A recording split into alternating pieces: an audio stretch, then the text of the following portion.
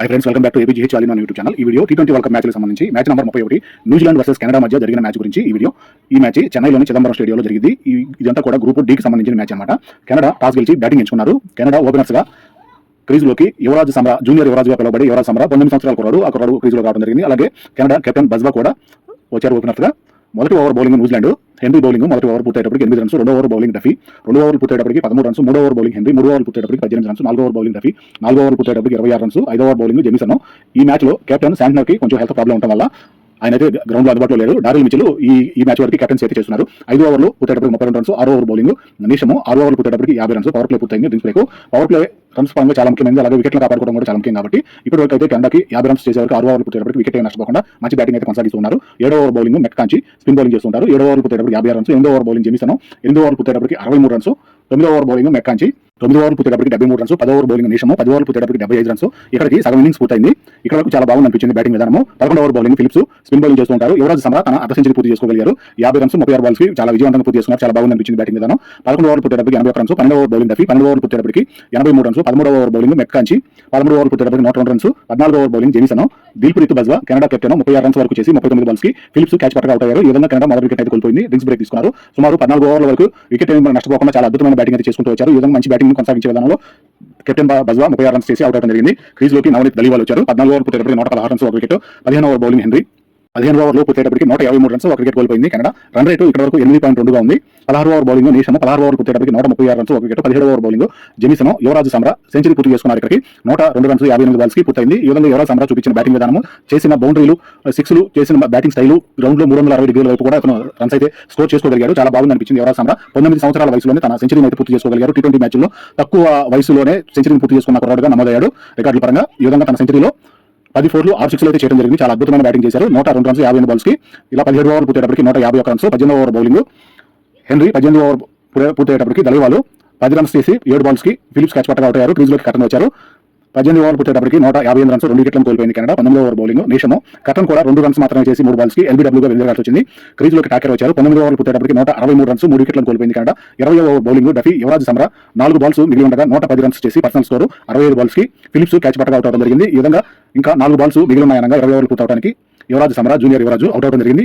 New Zealand లాంటి team bowling తోటి ఇతను 110 రన్స్, అది 19 సంవత్సరాల వయసులో ఉన్న కుర్రాడు ఇలా మంచి స్కోర్ చేపట్టడం వల్ల కెనడాకి మంచి కలుసుబాటుగా అనిపించే విధంగా చాలా బాగుంది అనిపించింది. మంచి రికార్డులు అయితే నెలకొల్పుకున్నాడు. ముందు తనకి మంచి ఫ్యూచర్ అయితే ఉంటుందని ఈ మ్యాచ్ ద్వారా అర్థమవుతుంది. యువరాజు అని పేరు పెట్టుకోవడం వల్ల, వాళ్ళ నాన్నగారు యువరాజుకి ఫ్యాన్ కావడం వల్ల ఇతనికి యువరాజ్ అనే పేరు పెట్టుకోవడం జరిగింది. యువరాజ్ సమరా ఇతని పూర్తి పేరు. వాళ్ళ నాన్నగారు యువరాజుకి మంచి ఫ్యాన్ కావడం వల్ల యువరాజ్ సింగ్కి ఇతనికి ఆ పేరు పెట్టుకోవడం జరిగిందంట. ఈ విధంగా తను చేసిన సెంచరీని అద్భుతంగా చెప్పుకోవాలి. క్రీజ్లోకి హెలిగారు వచ్చారు. 4 బాల్స్ మిగిలి ఉండగా 20 ఓవర్లు పూర్తయ్యేటప్పటికి 173 రన్స్, 4 వికెట్లను కోల్పోయింది. 173 రన్స్ అంటే న్యూజిలాండ్కి పెద్ద టార్గెట్ ఏం కాకపోవచ్చు. కనీసం 200 దాటేటట్టు కొట్టినట్టయితే న్యూజిలాండ్ని ఎదుర్కోవడానికి బాగా అవకాశం ఉండేది అనిపించింది. కెనడా బ్యాటింగ్ పరంగా 116 రన్స్ వద్ద తొలి వికెట్ అయితే పడింది. అప్పటి వరకు వికెట్ పడకుండా 116 రన్స్ వరకు అయితే అద్భుతమైన బ్యాటింగ్ అయితే కొనసాగిందని చెప్పవచ్చు. 116 రన్స్ వద్ద తొలి వికెట్ కెప్టెన్ బజ్వా 36 రన్స్ చేసి అవుట్ అవడం జరిగింది. మిగతా బ్యాటర్స్ ఎక్కువసేపు క్రీజులు నిలవలేకపోయారు. యువరాజ్ సమరా ఒక్కడే నిలబడి 110 రన్స్ 60 బాల్స్ కి మంచి బ్యాటింగ్ ప్రతిభ అయితే చూపించారు. బౌలింగ్ పరంగా చూసుకున్నట్టయితే హెన్రీ, డఫీ, జెమిసన్, నేషము ఒకటి చొప్పున వికెట్లు అయితే తీసుకున్నారు. ఈ విధంగా 4 వికెట్లను కోల్పోయి కెనడా 20 ఓవర్లు పుట్టేటప్పటికి 173 రన్స్ అయితే చేసింది. వికెట్ల పతనం కూడా చూసినట్టయితే 116 వద్ద తొలి వికెట్, 153, 160, 164 వద్ద ఈ విధంగా 4 వికెట్లు అయితే కోల్పోవడం జరిగింది. న్యూజిలాండ్ బౌలింగ్ పరంగా కూడా ఎక్స్ట్రా రన్స్ కూడా పెద్ద ఎక్కువ అయితే ఇవ్వలేదు. 4 ఎక్స్ట్రా రన్స్ మాత్రమే ఇచ్చారు. ఈ విధంగా న్యూజిలాండ్ టార్గెట్ 174 టార్గెట్ చేయగా ఓపెనర్స్ గా సీఫర్ట్ మరియు అలెన్ క్రీజ్లోకి వచ్చారు. కెనడా మొదటి ఓవర్ బౌలింగ్ జస్కరణ్ దీపు, మొదటి ఓవర్ పూర్తయ్యేటప్పటికి 14 రన్స్, రెండో ఓవర్ బౌలింగ్ హెలిగరు, 2 ఓవర్లు పూర్తయ్యేటప్పటికి న్యూజిలాండ్ 29 రన్స్ చేసి వికెట్ నష్టపోకుండా ఉన్నారు. చాలా అద్భుతమైన బ్యాటింగ్ అయితే కొనసాగుతుందని చెప్పవచ్చు. 2 ఓవర్లకి 29 రన్స్ చేయడం అంటే చాలా హిట్ బ్యాటింగ్ అయితే కొనసాగుతుంది. 3వ over bowling Zafar spin bowling చేస్తుంటారు. సీఫర్ట్ 6 రన్స్ మాత్రమే చేసి 10 బాల్స్ కి జస్కరణ్ దీపు క్యాచ్ పట్టగా సీఫర్ట్ అవుట్ అవడం జరిగింది. ఈ విధంగా న్యూజిలాండ్ మొదటి వికెట్ అయితే కోల్పోయింది. క్రీజ్లోకి రచిన్ రవీంద్ర వచ్చారు. 3 ఓవర్లు పూర్తయ్యేటప్పటికి 30 రన్స్, ఒక వికెట్ కోల్పోయింది న్యూజిలాండ్. 4వ over bowling Heyliger, Allen 21 runs 8 balls కి మంచి హిట్ బ్యాటింగ్ చేసే సమయంలో శివం క్యాచ్ పట్టగా అవుట్ అవడం జరిగింది. ఈ విధంగా ఓపెనర్స్ ఇద్దరు వెంటనే అవుట్ అయిపోయారు. క్రీజ్లోకి ఫిలిప్స్ వచ్చారు. 4 ఓవర్లు పూర్తయ్యేటప్పటికి 35 రన్స్ చేసి 2 వికెట్లను కోల్పోయింది న్యూజిలాండ్. 5వ over bowling Nabi, captain Bajwa 5వ ఓవర్ బౌల్ చేయడానికి వచ్చారు. 5 ఓవర్లు పూర్తయ్యేటప్పటికి 50 రన్స్ 2 వికెట్లు. 6వ ఓవర్ బౌలింగ్ జస్కరణ్ దీపు 6 ఓవర్లు పూర్తయ్యేటప్పటికి 60 రన్స్ 2 వికెట్లు. పవర్ ప్లే పూర్తయింది. ఇక్కడ డ్రింక్స్ బ్రేక్. ఇప్పటి వరకు 6 ఓవర్లు పూర్తయ్యేటప్పటికి 60 రన్స్ చేసి 2 వికెట్లను అయితే కోల్పోవడం జరిగింది న్యూజిలాండ్. ఈ విధంగా కెనడా బౌలింగ్ పరంగా కూడా మంచి బౌలింగ్ చేస్తూ ఉందని చెప్పుకోవాలి. 7వ ఓవర్ బౌలింగ్ జాఫర్, 7వ ఓవర్ పూర్తయ్యేటప్పుడు 73 రన్స్ 2 వికెట్లు. 8వ over bowling Bajwa, Ravindra, Phillips పరుగుల భాగస్వామ్యం 50 రన్స్ పూర్తి చేసుకున్నారు. చాలా బాగా మంచి బ్యాటింగ్ అయితే కొనసాగుతుంది. వీరిద్దరి మధ్య భాగస్వామ్యం చాలా బాగా కుదిరింది అనిపించింది బ్యాటింగ్ విధానం. 8వ ఓవర్లో పూర్తయ్యేటప్పుడు 84 రన్స్ 2 వికెట్లు. 9వ ఓవర్ బౌలింగ్ అంచు పటేల్ స్పిన్ బౌలింగ్ చేస్తుంటారు. 9వ ఓవర్లో పూర్తయ్యేటప్పుడు 93 రన్స్ 2 వికెట్లు. 10వ ఓవర్ బౌలింగ్ శివము స్పిన్ బౌలింగ్ చేస్తుంటారు. 10వ ఓవర్కి 106 రన్స్ 2 వికెట్లు. ఇక్కడ సగం ఇన్నింగ్స్ పూర్తయింది. రన్ రేట్ 10.2గా ఉంది. చాలా అద్భుతమైన బ్యాటింగ్ ప్రదర్శన అయితే చూపిస్తున్నారు ఫిలిప్స్ మరియు రచిన్ రవీంద్ర. ఇద్దరు భాగస్వామ్యం చాలా బాగా కొనసాగుతుంది. 11వ ఓవర్ బౌలింగ్ అంచు పటేల్, ఫిలిప్స్ తన అర్ధ సెంచరీ పూర్తి చేసుకున్నారు. 52 రన్స్ 22 బాల్స్ కి మంచి హిట్ బ్యాటింగ్ అయితే చేస్తూ ఉంటాడు ఫిలిప్స్ బ్యాటింగ్ పరంగా, బౌలింగ్ పరంగా, ఫీల్డింగ్ పరంగా కూడా మంచి ప్రదర్శన అయితే చూపిస్తూ ఉంటారు. దాదాపు న్యూజిలాండ్ ఫీల్డింగ్ పరంగా చూసుకుంటే ఫిలిప్స్ టాప్ ఫీల్డర్ గా చెప్పుకోవచ్చు. ఫిలిప్స్ చేసే బ్యాటింగ్ విధానం కూడా చాలా అద్భుతంగా ఉంటుంది. ఒకసారి క్రీజ్ లో సెట్ అయ్యాడంటే మాత్రం బౌండరీలు 6లు తగిలిస్తూనే ఉంటాడు. ఈ విధంగా తన అర్ధ సెంచరీని అయితే ఫిలిప్స్ పూర్తి చేసుకున్నాడు. 52 రన్స్ 22 బాల్స్ కి. 11వ ఓవర్ పూర్తయ్యేటప్పటికి 121 రన్స్ 2 వికెట్లను కోల్పోయింది న్యూజిలాండ్. 12వ over bowling Heyliger, Phillips, Ravindra పరుగుల భాగస్వామ్యం 100 రన్స్ అయితే పూర్తి చేసుకున్నారు. ఈ విధంగా అద్భుతమైన బ్యాటింగ్ పరంపర అయితే కొనసాగుతుంది. 12వ ఓవర్లు పూర్తయ్యేటప్పటికి 132 రన్స్ 2 వికెట్లు. 13వ ఓవర్ బౌలింగ్ జాఫర్, 13వ ఓవర్ పూర్తయ్యేటప్పటికి 145 రన్స్ 2 వికెట్లు. 14వ ఓవర్ బౌలింగ్ హెలిగర్, 14వ ఓవర్ పూర్తయ్యేటప్పటికి 159 రన్స్ 2 వికెట్లు. ఇక్కడ 14వ ఓవర్ పూర్తయ్యేటప్పటికి డ్రింక్స్ బ్రేక్. 15వ ఓవర్ బౌలింగ్ శివము, 15వ ఓవర్ పూర్తయ్యేటప్పటికి 169 రన్స్ టార్గెట్ దగ్గరకు వచ్చేసారు. 2 వికెట్లను మాత్రమే కోల్పోయింది న్యూజిలాండ్. 30 బాల్స్ మిగిలి ఉండగా 5 రన్స్ మాత్రమే కావాలి టార్గెట్ చేయడానికి. న్యూజిలాండ్ గెలుపు కోసం 5 రన్స్ మాత్రమే కావాలి. 16వ ఓవర్ బౌలింగ్ చేయడానికి జస్కర్ దీప్ వచ్చారు. 16వ ఓవర్లో ఒక బాల్ బౌల్ చేయడంతో 6 గా మలచడం జరిగింది. ఈ విధంగా 176 రన్స్ అయితే ఈ విధంగా చేయడం జరిగింది. 2 వికెట్లు నష్టపోయి టార్గెట్ అయితే ఛేదించేశారు. 8 వికెట్ల తేడాతోటి న్యూజిలాండ్ ఘన విజయం అయితే సాధించింది. సూపర్ 8 కి పాయింట్ల పట్టికలో 2వ స్థానంలో కొనసాగింది.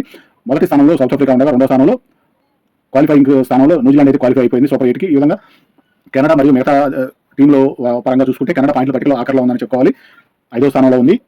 ఈ విధంగా బౌలింగ్ చేసిన విధానంలో కెనడా కొంతవరకు ప్రయత్నం చేసినా కూడా ఫిలిప్స్ మరియు రచిన్ రవీంద్ర ఇద్దరు పరుగుల భాగస్వామ్యంతో బ్యాటింగ్ విధానంతో ఇద్దరు కూడా అద్భుతమైన బ్యాటింగ్ విధానాన్ని కొనసాగించి న్యూజిలాండ్ అయితే టీం గెలిపించుకున్నారని చెప్పుకోవచ్చు. ఈ విధంగా న్యూజిలాండ్ ఎక్కడ కూడా బ్యాటింగ్ పరంగాను, బౌలింగ్ పరంగాను, ఫీల్డింగ్ పరంగాను, గేమ్ ప్లానింగ్ పరంగాను కెప్టెన్ శాంట్నర్ అందుబాటులో లేకపోయినా డారిల్ మిచెల్ చేసిన బౌలింగ్ గేమ్ ప్లానింగ్ విధానం చాలా బాగుంది అనిపించింది. ఈ విధంగా న్యూజిలాండ్ కెప్టెన్ లేకపోయినా కూడా తమ టీం అయితే అద్భుతంగా గెలిచింది. ఇక్కడ రచిన్ రవీంద్ర కూడా 53 రన్స్ చేసి అతను అర్ధ సెంచరీ అనేది పూర్తి చేసుకోవడం జరిగింది. ఈ విధంగా న్యూజిలాండ్ బ్యాటింగ్ చేసిన విధానం రచిన్ రవీంద్ర చాలా మ్యాచ్ల నుంచి చూస్తున్నట్లయితే తనకి మంచి బ్యాటింగ్ భాగస్వామ్యం అయితే నెలకొల్పలేకపోయాడు. ఇప్పుడు ఈ మ్యాచ్ ద్వారా కెనడా బౌలింగ్ లో తనకి అర్ధ సెంచరీ చేసుకునే అవకాశం అయితే చాలా బాగా కల్పించగలిగారని చెప్పుకోవచ్చు.